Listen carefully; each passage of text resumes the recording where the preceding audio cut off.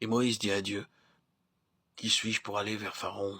Que dirai-je? Ils ne me croiront pas. » Exode 3, 11, 13, 4, 1. « Mais quand j'irai vers les enfants d'Israël et que je leur dirai, Dieu m'a envoyé vers vous, et qu'ils me demanderont quel est son nom, que leur dirai-je? » Exode 3, 13. Déjà, Dieu a répondu à 2 des objections que Moïse met en avant. Mais Moïse n'est pas encore satisfait. Il ne peut considérer sans trembler ce que Dieu demande de lui. Peut-être évoque-t-il en cet instant le souvenir désagréable de ces Hébreux que certains jours il essaya de délivrer par ses propres moyens et qui lui dirent « Qui t'a établi juge sur nous ?» L'adversaire veille à ce que nous oublions pas certains moments pénibles, critiques, et il les ramène à notre cœur, aux heures difficiles. Cet épisode de la vie d'autrefois avait fait une profonde blessure à Moïse, qui était de nature sensitive, douce, mais aussi ardent. Et l'ennemi le savait. Plus il en coûte de se porter au secours des autres, plus il est douloureux de voir ce secours rejeté. Seules certaines natures peuvent comprendre ce que ressentit Moïse lorsqu'il vit l'espérance qu'il caressait, rejetée, foulée aux pieds, et que, terrifié, il s'enfuit d'Égypte. Être envoyé vers le peuple qu'il avait rejeté, la pensée de l'Égyptien tué et honteusement caché dans le sable, revient aussi sans doute dans l'esprit de Moïse, en cette heure décisive. Certes, aux yeux de Dieu, ses motifs étaient purs, mais lui-même se reproche sa folie.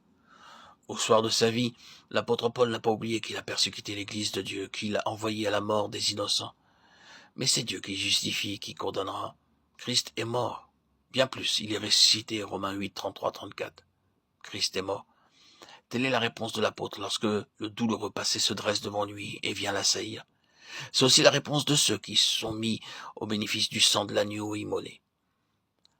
En songeant au passé, le cœur de Moïse défaille.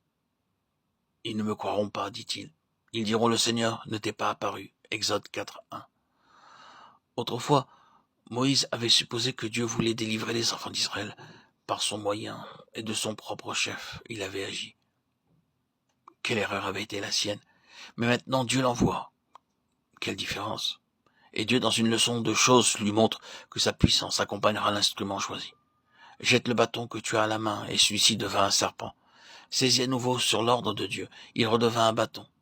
C'était aussi là un cours préparatoire pour l'Égypte où Moïse devait avoir affaire aux magiciens. Il ne fallait pas que le moindre doute, la moindre incertitude subsistassent dans le cœur de Moïse. La foi est le chaînon qui relie le néant, l'impuissance de l'homme à l'omnipotence de Dieu. Si vous aviez la foi, dira plus tard le Seigneur, rien ne vous serait impossible. Ayez la foi de Dieu. Quiconque dira à cette montagne, soulève-toi et jette-toi dans la mer, s'il ne doute pas dans son cœur, ce qu'il dira lui sera accordé. Marc 11, 22, 23.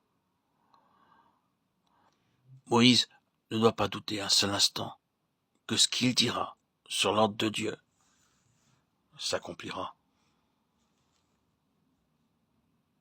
Aujourd'hui encore, Dieu prend grand soin de l'éducation de la foi chez ses enfants. La foi dans l'arme qu'il place entre leurs mains, l'épée de l'esprit qui est la parole de Dieu, laquelle est puissante pour renverser les forteresses.